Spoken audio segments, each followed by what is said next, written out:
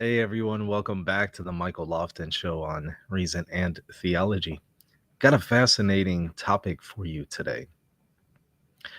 We have explored the question of whether or not Christians and Muslims worship the same God according to the Catholic Church. We've done that in multiple other videos. Today, what I want to do is explore Cardinal Raymond Burke and some of the comments that he made about the question, specifically saying Christians and Muslims do not worship the same God. And I want to consider what he says, and then look at it through the eyes of a critic of the Catholic Church, through the eyes of somebody who is not a Catholic. How would a non Catholic read Cardinal Burke when he says this? What might their reactions be? And I think this will be a useful exercise to try to think outside the box and also be aware of how various comments that people make are perceived outside of the Catholic Church. Because I think that oftentimes what happens is Catholics are kind of in their bubble and they're only aware of how this sounds to other Catholics, and they're not thinking what a critic of the Catholic Church might say and what some consequences of that for the non-Catholic might be. And so that's what I want to address in today's morning early stream. Later on today, we're going to be reviewing the debate between Eamon Hillman and exorcist Bob Larson. It was absolutely wild, so stay tuned for that. However, today we are going to, or this morning, we are going to review this from Cardinal Burke. And I would also like to invite all of you to hit the subscribe button if you haven't already. If you're not already a supporter of the channel, please consider doing so. Okay, so let's go ahead and just start out by taking a look at what Cardinal Burke has said. I'm going to share my screen because y'all know I like to always produce receipts, so you never have to take my word on anything. You can always see that I'm directly quoting a person. There's never any kind of misrepresentation or something like that. So this came up on my social media last night, and I started seeing a lot of people posting it. This is posted by Taylor Marshall on his Twitter, and he says breaking news. And then he shares a comment that Cardinal Burke made in 2016. I'm not sure if the breaking news is a tongue-in-cheek or if this was an oversight, but these were comments that Cardinal Burke made in 2016. And I think it raises some interesting questions. So Cardinal Burke said Christians and Muslims do not worship the same God. And the article says top Catholic cardinal says, and they quote him. So what I always do is I never just kind of go with a screenshot because people can make up stuff and say that a cardinal said something and it's not real. So I always go and verify to make sure that this is authentic in nature. So I was able to retrieve the article from 2016 with christianpost.com. And so you can see same headline here. September 9th, 2016. And, I skimmed the article and I see at the very end, they have them in quotes saying, "We do not worship the same God, which is why Muslims seek to convert Christians to Islam and Christians seek to convert Muslims to faith in Jesus." So here he's talking about Muslims and he says they do not worship the same God as Christians. And so that's why they're saying in the headline, Christians and Muslims do not worship the same God. So the headline is, in this case, actually accurate. Sometimes news sources will put a headline there that doesn't actually represent the person. So I wanted to make sure, okay, well, did he actually say something like that? Because I think it's important to steel man everyone, to do diligence here, make sure everyone's being represented fairly. Okay. So he says this, and I see a lot of people on social media, on Twitter, a lot of Catholics cheering it on, just kind of reading the comment section. They're like, yeah, finally somebody's saying it. And he's not the only cardinal who has said something like this. But we need to look at this not just through the lens of how some Catholics on social media will like this, because again, many Catholics on social media are just going to cheer this on. We need to look at this through, okay, how would a non-Catholic perceive this? How might they perceive this? And what might some of the consequences be that would flow from comments like this from a cardinal? I'm going to take an angle here a lot of people haven't thought of. So be patient with me while I, work this out over the next 10 minutes or so. So let me share my screen and show you a couple things. Well, you, of course, have the Second Vatican Council. This is an ecumenical council in the Catholic Church. This is going to be an extraordinary event. This is the extraordinary magisterium for the College of Bishops, the second organ, universal organ in the Catholic Church. You have just a quick summary for those who are not familiar with the magisterium. It's the teaching authority of the church that teaches, governs, and sanctifies the Christian faithful. And the way in which the magisterium conducts itself on a universal level is either through the Pope, the papal magisterium, the Bishop of Rome, or through what's called the College of Cardinals, which is all of the College of Bishops, which is all of the bishops of the world acting collectively, never individually. An individual bishop cannot act as the College of Cardinals unless it's actually the Bishop of Rome. Aside from that, you don't have individual bishops acting as a universal organ. So the College of Bishops come together collectively.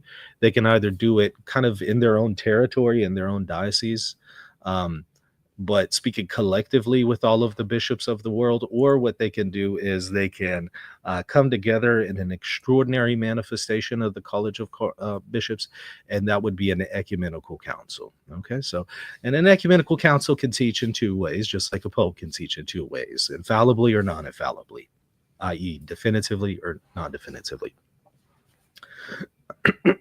So, let me show you what the Second Vatican Council teaches. Now, it teaches this non-infallibly. It's not exercising the full weight of its authority and solemnly teaching, but it is teaching authentically, which means it teaches authoritatively, and it is going to, as I'm going to show here in a moment, bind the consciences of all Catholics, including cardinals.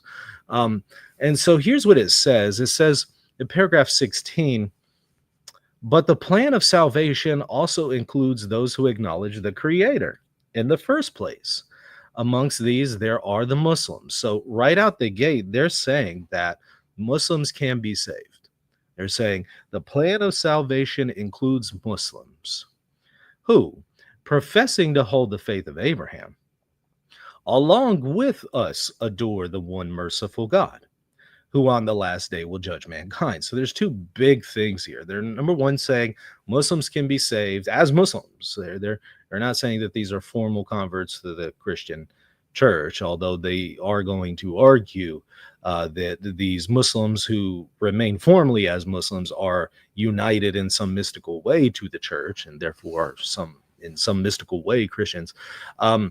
But what they're arguing here is not only could they be saved, they're also arguing that Muslims and Christians worship the same God, because it says along with us adore the one and merciful God. And this, of course, causes a lot of people to ask some serious questions like, wait, the Christian faith says that God is a Trinity, and Muslims deny the Trinity. And the Christian faith teaches that if you don't have the Son, you don't have the Father. And Muslims reject that the Son is divine in nature and that the Son is actually the Son of God. And so, it seems like they're incompatible. And so how can you say that,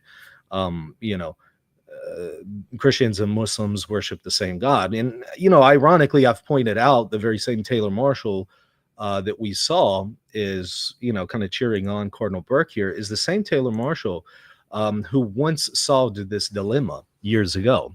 And he argued that Christians and Muslims do worship the same God. And his analogy was that, think of it like a target and an arrow. The Muslims may have the bow and arrow aimed at the target. It's aimed at the right direction, but the arrow doesn't successfully hit the target, but it's aimed in the right direction.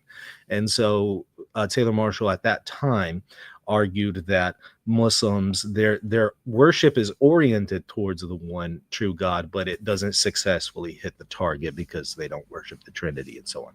That was the analogy he used. And whether you agree with that or not, and whether you believe that Christians and Muslims worship the same God, really doesn't matter for this stream. That's not the point of this stream, is either critiquing the Catholic position or defending the Catholic position here.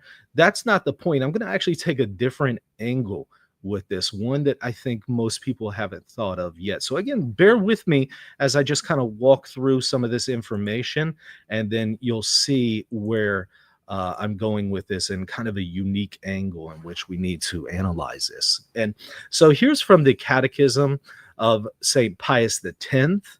So this is going to be a pre-conciliar catechism.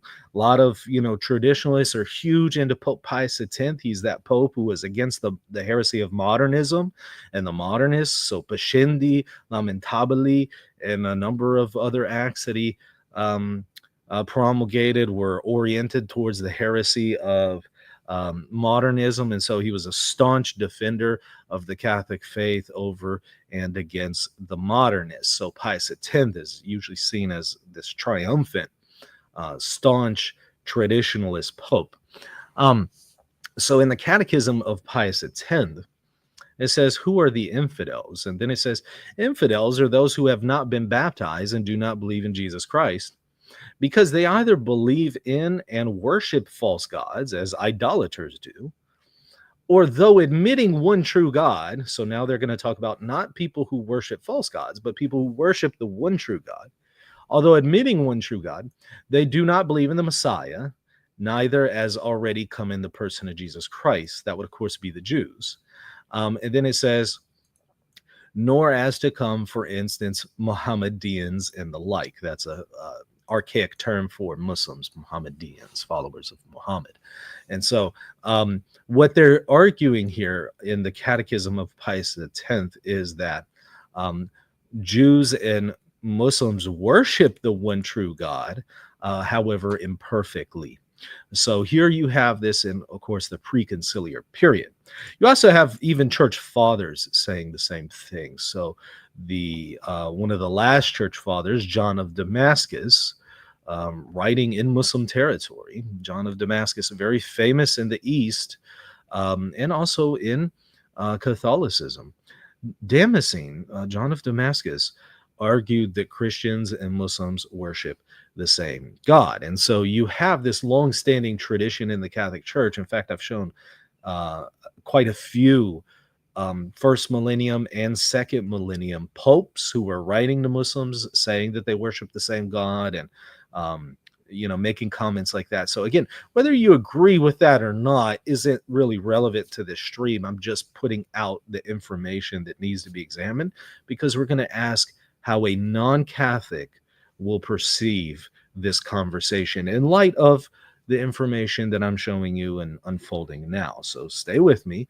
And by the way, again, if you're just now tuning in, please hit that subscribe button. Really would appreciate it. Here's the Catechism of the Catholic Church, which builds on Lumen Gentium 16 from the Second Vatican Council that we just looked at moments ago. It says, the Church's relationship with the Muslims. The plan of salvation also includes those who acknowledge the Creator in the first place, amongst whom are the Muslims. These profess to hold the faith of Abraham, and together with us they adore the one merciful God, mankind's judge on the last day. So it's very explicit in claiming that Muslims, Christians worship the same God. That's the Catechism of the Catholic Church.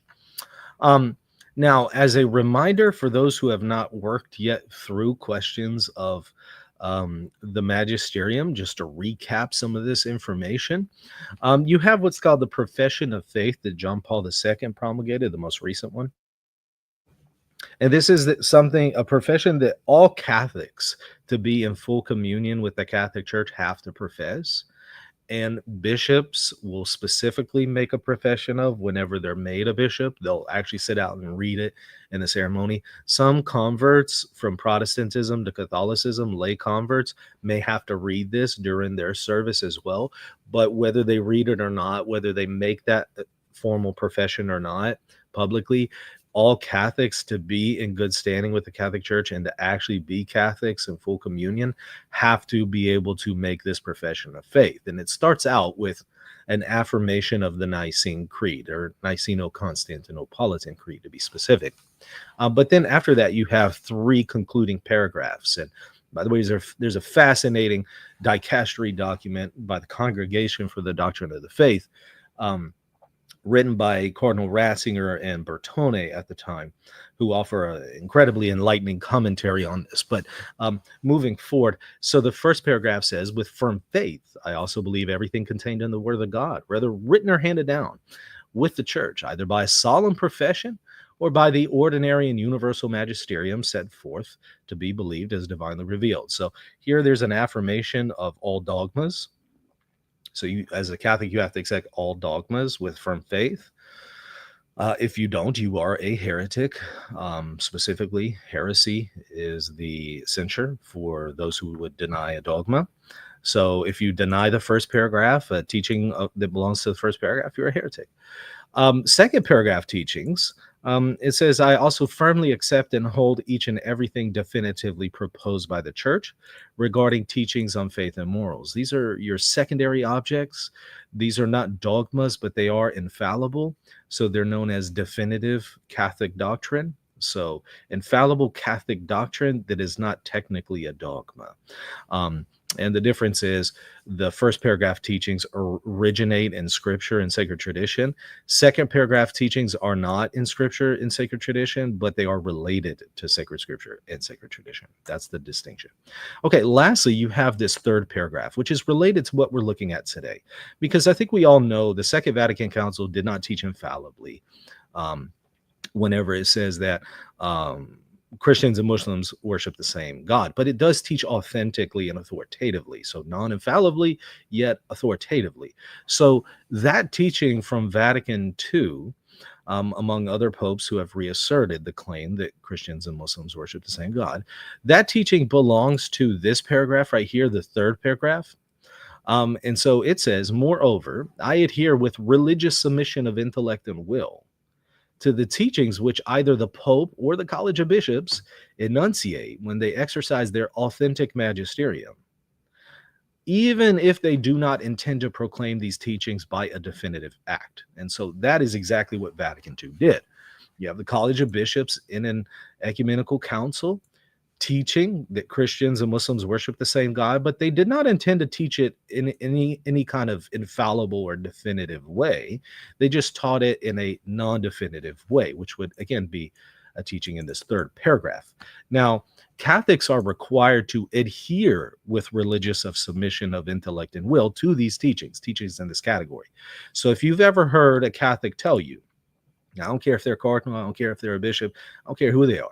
If you've ever heard a Catholic tell you, if it's not infallible, you don't have to believe it, that is not what the Catholic Church teaches. It's right here in the Profession of Faith, among many other places.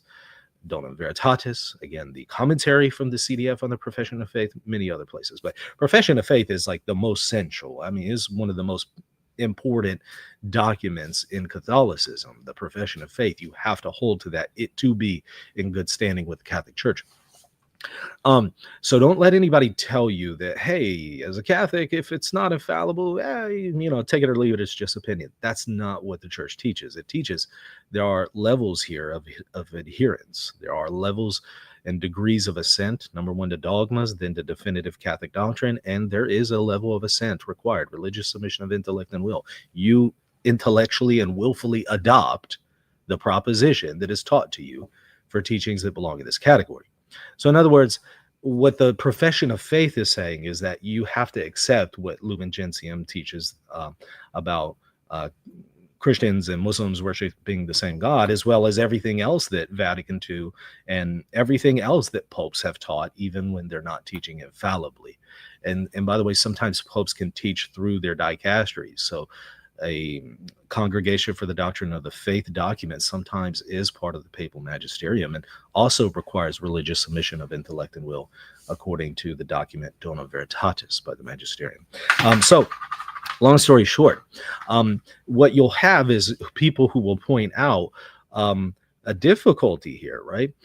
People will say, well, Vatican II says that Muslims and Christians worship the same God, and you also have the profession of faith that says you have to accept that. You're not free to just dismiss it. You have to adhere with religious submission of intellect and will to it. So you kind of start to see some of the difficulties that I'm raising and bringing up, but there's more to it, and there's going to be kind of a plot twist here in a moment.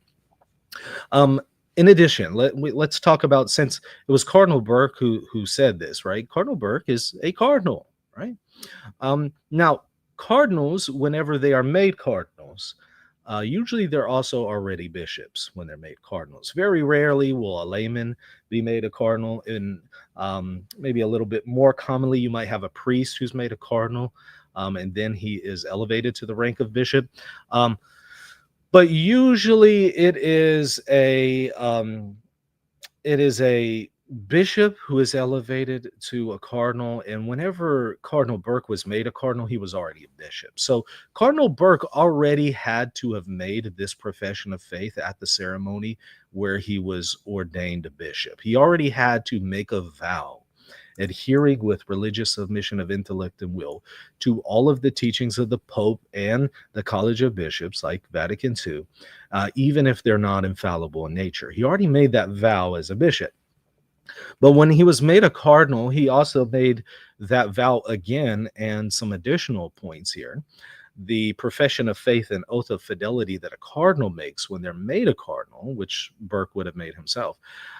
I, and then you give your name, Cardinal Burke, Cardinal of the Holy Roman Church, promise and swear from this day forth, and as long as I live, to remain faithful to Christ and his gospel, constantly obedient to the Holy Apostolic Roman Church, to Blessed Peter in the person of the Pope, become members of the Roman clergy and cooperate more directly in blank and his canonically elected successors, always to remain in communion with the Catholic Church in words and actions, and so on. Now, notice there is an oath of fidelity here to the magisterium of the Pope. Now, that's interesting because the Pope did solemnly promulgate the Second Vatican Council. He does that at the end of every single document. So Lumen Gentium, at the end of Lumen Gentium, there is a solemn proclamation by the part of Paul VI in promulgating the document, and it's very, very solemn language invoking the Holy Spirit. And so in fact, if you look at it here, each and all these items which are set forth in this dogmatic constitution have met with the approval of the Council Fathers, and we, this is the Pope speaking, by the apostolic power given us by Christ, together with the venerable Fathers and the Holy Spirit, approve, decree, and establish it, and command that what has thus been decided in this council be promulgated for the glory of God. So the Pope promulgated this very solemnly. So in other words, Vatican II is not optional in the Catholic Church. One is required, if they want to be in good standing with the Catholic Church, to accept Vatican II and to accept its teachings. And those teachings of Vatican II that are non-infallible, a Catholic has to adhere with religious submission of intellect and will to them. And again, this is something that Cardinal Burke would have made whenever he was made a bishop.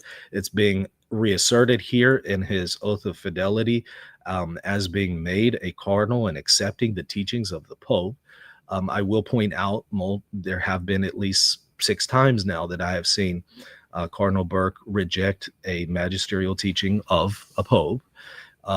So, you know, we're starting to kind of get into the conclusion here. You also have the case of Donum Veritatis, which, by the way, I was quoting to you earlier, paragraph 18, I was quoting to you. This says the Pope fulfills his universal mission with the help of Roman dicasteries, like the Congregation for the Doctrine of Faith, now dicastery, in matters of faith and morals. Consequently, documents issued by this congregation expressly approved by the Pope, participate in the ordinary magisterium of the successor of St. Peter. So something that is by a dicastery that is approved by the Pope is magisterial. It's part of the papal magisterium. And once again, the profession of faith says you have to assent to that. Intellect and will, which either the Pope or the College of Bishops enunciate, even when they're non-definitive. Okay, so one other thing, however, from the document Donum Veritatis, some people might say, well, there are some exceptions, right? There are some rare cases in which the church will allow you to withhold assent from a non-infallible teaching, a non-definitive teaching. So ordinarily, you have to give religious submission of intellect and will, but in rare cases, upon very highly qualified conditions, a person may withhold that assent. And of course, they'll base it here on Donum Veritatis, and it's directly speaking to theologians, but of course, it would also apply to bishops and cardinals and so on. It says, in cases like these, the theologian should avoid turning to the mass media, but have recourse to the responsible authority. Now, it's talking about in cases where a theologian is wrestling with a non-infallible teaching of the church, they need to avoid turning to the mass media, which of course does raise questions, because I think that people would fairly say that Christian Post Reporter is mass media, right? So one does have to start asking some questions there. Why would one express this opinion or view here in the mass media when Donum Veritatis directs all Catholics to avoid turning to the mass media? Because it says, for it's not by seeking to exert pressure of public opinion that one contributes to the clarification of doctrinal issues and renders servite to the truth. It goes on to say, it can also happen that at the conclusion of a serious study, like after really given serious effort here, undertaken with the desire to heed the magisterium's teaching without hesitation. So there's a disposition that says, I want to accept what the magisterium teaches, the theologian's difficulty remains. If they're still struggling with the non-infallible teaching because the arguments to the contrary seem more persuasive to him, faced with a proposition to which he feels he just can't give that intellectual assent of religious submission of intellect and will, the theologian nevertheless has the duty to remain open to deeper examination of the question. But then it says, for a loyal spirit animated by the love for the church, such a situation can certainly prove a difficult trial. It's a difficult thing if you're struggling with something that the church teaches. It could be a call to suffer for the truth in silence. So not resorting to mass media, but in silence. It does, however, say a little bit above that you can go directly to your pastor. So in the case of a cardinal, if a cardinal is struggling with something that the magisterium teaches or a pope teaches, he would have to then go to the pope because that would be his superior. But if you're a priest, you go to your bishop. If you're a layman, you would go to a priest or a bishop. Right? It could be a call to suffer in silence and prayer, but with certainty that if the truth really is at stake, it will ultimately prevail. And then it has about 11 paragraphs against dissent. So what it's doing is it condemns dissent. It says it's a liberal ideology. It's the ideology of philosophical liberalism. What is dissent? Dissent is, I'm rejecting this teaching of the church, even if it's not infallible. That is still dissent. So there's a difference between withholding assent, I'm unable to affirm the proposition, versus I'm rejecting the teaching. Those are two different things. It will allow in rare cases a withholding of assent, but it condemns explicitly dissent. And it also condemns it publicly or privately, but certainly publicly, not mass media, not resorting to public discussions about this, not doing any of that, not expressing your dissent publicly. It never allows for that. So it never allows for you to deny what the church is teaching. You might privately withhold assent from some of these non-infallible teachings, but it never allows for you to publicly reject and teach contrary to what the church says. And so one other thing, somebody might point to the Code of Canon Law that allows laity in Canon 212, paragraph 3. I know I did a whole show specifically on this, to express some of their concerns publicly even. some of their concerns with the shepherds, with the bishops and cardinals and so on, and even the Pope. It allows them to express that publicly. And somebody might say, well, see, there it allows you for you to contradict the magisterium. Not exactly. Watch this. Paragraph 3 says, according to the knowledge, competence, and prestige which they possess, they have the right and even at times the duty to manifest to the pastors their opinion on matters which pertain to the good of the church, and to make their opinion known to the rest of the Christian faithful, which naturally would be in public, right? You don't have everyone's private email address or phone number. So if you're going to make that concern known to the rest of the faithful, that would be public. But it doesn't stop there. It says without prejudice to the integrity of faith and morals. So not on questions of doctrine. It doesn't allow you to do that. So it explicitly excludes people from doing that, with reverence towards their pastors and attentive to the common advantage and dignity of the person. So if you look into the history of this particular canon and the sources for this canon, it is listing Pius XII, among others, who explicitly were speaking in the context of prohibiting any kind of public dissent against the church. So this canon specifically does not allow for, either in the text or even in its history and its sources, does not allow for like publicly contradicting the magisterium. So here's the kind of plot twist that I'm taking here, okay? I want to look at this from the perspective of a non-Catholic, okay? Because we're seeing a difficulty here, right? On the one hand, we're seeing a cardinal of the church saying, well, on the one hand, we're seeing the magisterium say X. We're seeing the magisterium say Christians and Muslims worship the same God. Then we're seeing that same magisterium say you have to accept that teaching, even though it's not infallible. You have to give religious submission of intellect and will to it. And we see that same magisterium saying, and in rare cases, you might be able to withhold assent, rarely, but you cannot publicly reject that teaching or dissent. It completely forbids that. So on the one hand, we're seeing that from the magisterium. On the other hand, we're seeing the exact opposite from Cardinal Burke. We're seeing him publicly say the exact opposite. We're seeing him say Christians and Muslims don't believe in the same God. And this is just one example. You have Cardinal Burke rejecting a number of magisterial documents. This is just one that we're looking at today. But the church is saying, here's the teaching. You got to accept it, and there's no cases where you can publicly contradict it. On the other hand, you have Cardinal Burke rejecting the teaching and publicly contradicting it. Also, you have Cardinal Burke, who made a promise not to do this, according to the profession of faith and oath of fidelity for cardinals. He promised not to do this very thing. So here's what a non-Catholic observer will likely conclude once they see this. So again, whether you agree with Cardinal Burke or not doesn't matter. I want you to think of this outside the box. Think of this from the Catholic, non-Catholic perspective. Here's what they will conclude. The critics are going to ask, so the cardinal made a profession of faith to the magisterium to accept teachings like this, but he goes against that profession that he made.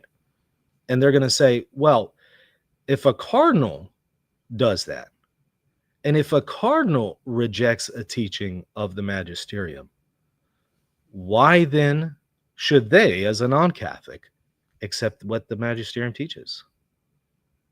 If a cardinal doesn't accept what the magisterium teaches, why should a non-Catholic? The non-Catholic is going to say, if you don't feel enough confidence to believe your own magisterium, when you made a profession to do it, you still don't. Why should I? Might it give license for non-Catholics to remain disposed against the magisterium? And then number two, the non-Catholic will say, okay, so let's say Vatican II made an error, and let's say Cardinal Burke is right. If the magisterium can be so erroneous, if it can be so wrong and make such a wrong judgment in its teaching in such a solemn setting, like an ecumenical council, then how should I, as a non-Catholic, consider the magisterium reliable? You want to tell me as a non-Catholic to become Catholic and accept the Catholic magisterium, but you're telling me that the Catholic magisterium isn't reliable. You're admitting that. You're willing to go against your profession of faith to admit that. So if you don't have to believe it, I don't have to believe it. And if you admit that your magisterium is this unreliable, well, why should I waste my time with it? I mean, I'm better off using my own intellect and will and coming to my own theological conclusions than what the magisterium will steer me to, because looks like the magisterium will steer me to error, maybe even heresy, maybe even something demonic. If it's this egregiously bad and erroneous in its mistakes, then why should I accept it? So you got to think. I mean, I know there's a lot of Catholics like cheering this stuff on, but there's some serious problems that you have to consider here. The non-Christian or non-Catholic, at the very least, is going to say, "Wait, you're a cardinal and you profess to accept teachings like this, and you accept that you're not allowed to do this, and yet you do this, and your own church tells you you can't do this publicly. You can't reject the teaching publicly, and yet you do it. So if you don't listen to the magisterium, why do I have to listen to the magisterium?" It also gives license for a lot of Catholics who are laymen to also not listen to the magisterium. I mean, after all, if they see a cardinal or a bishop or a priest rejecting a teaching of the magisterium and publicly opposing it, publicly speaking against it, it's going to give them license to do that. And you might have a rise of numerous Catholic content creators bashing the magisterium, critiquing the magisterium, speaking against the magisterium. It gives license to them to do it because, after all, a prince of the church does it. So if he does it, I mean, why can't the laity? So again, a lot of Catholics are cheering this stuff on. Yeah, Burke is right. But number one, how does this make sense of the profession of faith you made? Number two, how does this make sense of what the magisterium actually teaches about assent to the magisterium? Number three, what kind of example does this set for Catholics? Number four, what message does this send for non-Catholics? It tells non-Catholics you can dissent. It tells non-Catholics you don't have to accept the magisterium. It tells non-Catholics the magisterium is unreliable. It can teach massive error. And they're going to be like, that's what I concluded a long time ago. Non-Catholics are going to be like, yeah, we've been saying that to y'all Catholics for ages. Welcome to the club. We Protestants, we Eastern Orthodox have been telling y'all that y'all teach heresy. Welcome to the club. Now you're finally starting to see it, Mr. Catholic. Oscar says Cardinal Burke is amazing. I think he'd make a great pope. That's an interesting observation, an opinion. How would that work? If you have a pope who rejects parts of the Second Vatican Council, what message does that send not only to Catholics, but what message does that also send then to non-Catholics? Right? So I think these are angles that people need to consider and likely haven't. I suspect also the people who are kind of cheering this on are not familiar with the profession of faith. They don't know what it is. They don't know what their obligations and duties are to the magisterium. And they're not seeing these glaring inconsistencies here. Whenever a cardinal or a bishop explicitly and publicly dissents against a teaching of the Catholic Church, they're not seeing the difficulties there because I don't think they're aware of all the information. But also, they're also not aware of the signals this sends to non-Christians or non-Catholics. And non-Christians, both of them.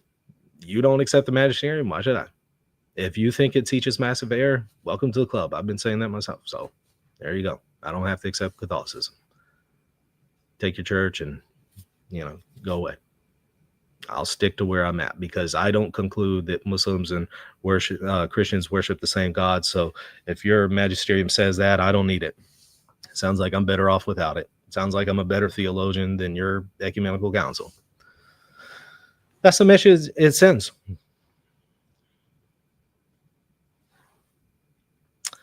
Mike says, hey, Michael, did you see this discussion on your Holy Spirit conclave video? No, I have no idea what you're referring Another commenter says, scandal and embarrassment for all the faithful would ensue, and it's a slap in the face for everyone that worked hard to defend the church and the faith.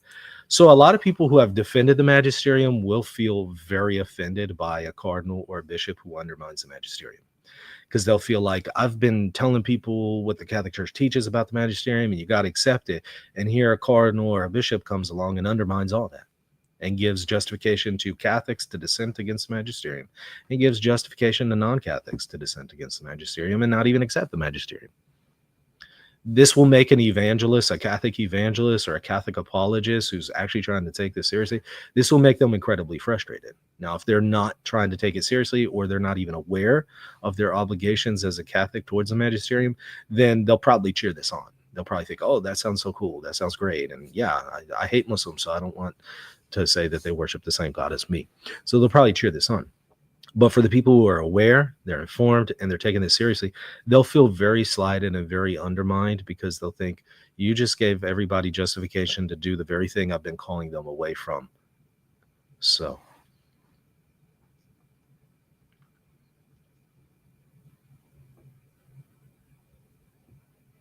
All right. Well, I think I grabbed everything there from the chat, and I concluded with what I wanted to demonstrate today. Yeah, I hope this was profitable for you. If it was, please hit the like button and hit the subscribe button. Really would appreciate your support for the channel. And what I want to do is review the Exorcist Bob versus Amen Hellman video here in a little bit, so stay tuned for that. Sergeant Grinch, good to see you in the chat. He says, Christians and Muslims do not worship the same God. Case in point, right? The case I just made today has been proven by that comment. When you have a cardinal who's publicly dissenting against the magisterium, going against his profession of faith, going against the magisterium, it gives license to Catholics like Sergeant Grinch to come along and say the exact same thing and do the exact same thing. That it gives justification for them. And it also gives justification for non-Catholics to do the exact same thing. Case in point. So if you had any doubt about what I said, Sergeant Grinch just confirmed it for you. He must have been late and didn't watch at all. Sure, but my point was proven just now. My point was proven. El Papista, love the name, says, great job, Michael. Now we vote for Cardinal Burke. Let's elect Cardinal Fernandez to keep things the way they are. Oh, he said we won't vote for Cardinal Burke. Let's elect Cardinal Fernandez. I think that after Fiducia, if, you know, I think that Fernandez may have had some shot as like a wild card for the papacy until Fiducia. I think that the way in which he wrote Fiducia could have been written better, as I've always said from day one. And because of the way in which it was written, it gave license for the enemies of and critics of the church to take it out of context and, you know, express 1,000 grievances and slam the document and misjudge it. And he could have offset that. He could have written it in a way that it would not have been easy to weaponize. And so I think that after Fiducia, because of that, it's very unlikely anybody would ever consider him. In fact, I don't think that he will keep his position as head of the dicastery for the doctrine of the faith with the next pope. I think the next pope will relieve him of his duties, you know, at the earliest opportunity, and he'll get his own guy in there. Because of the way Fiducia went down. If you didn't have Fiducia, I think that he would have had some kind of chance as kind of like a wild card. Hey, Michael, have you seen Cardinal Mueller's recent interview with Raymond Arroyo? No, I have not. I don't keep up with him unless somebody, you know, like alerts me to something distinctly about it. I have reviewed quite a few videos from Cardinal Mueller and Raymond Arroyo, and Mueller is another perfect example where he's very explicit in rejecting magisterial teachings and accuses the magisterium of teaching heresy. And you have to ask the exact same questions. Well, you made a profession of faith to accept these things and to not publicly say these kinds of things. How does that work with your profession of faith? And how does this work with giving justification then for Catholics to do the same to even you, right? Let's say Mueller exercised magisterial authority, which he doesn't, because he doesn't have a particular flock and he's not in an ecumenical council right now. So he doesn't have magisterial authority that he's currently exercising. So, but let's say he did. Like, let's say that he was given a church, a particular flock, like a diocese by the next pope. Wouldn't this kind of dissent against the magisterium give justification for his own flock to then just not listen to him? If the cardinal doesn't have to listen to the papal magisterium or the Second Vatican Council or this and that, then I don't have to listen to the cardinal. It gives justification for Catholics to dissent. And then, of course, again, it gives problems for, or justification for non-Catholics to say, well, I'm going to reject the teachings of the magisterium because you don't take it seriously. And if you think your magisterium teaches heresy, then why should I waste my time with it? If it can make such a big mistake, then I'm better off without it. People aren't thinking through these issues. They need to start doing that. All right, that's going to be all for today. Well, not for today, but for this morning's stream. Again, stay tuned for a second video here this afternoon. Eamon Hillman versus exorcist Bob Larson debate review. This was just a wild discussion that you don't want to miss a review of. So stay tuned for that later on today. Hit that like button, hit the subscribe button. Really would appreciate your support for the channel. All right, so that's going to do it for now. See you later. God bless.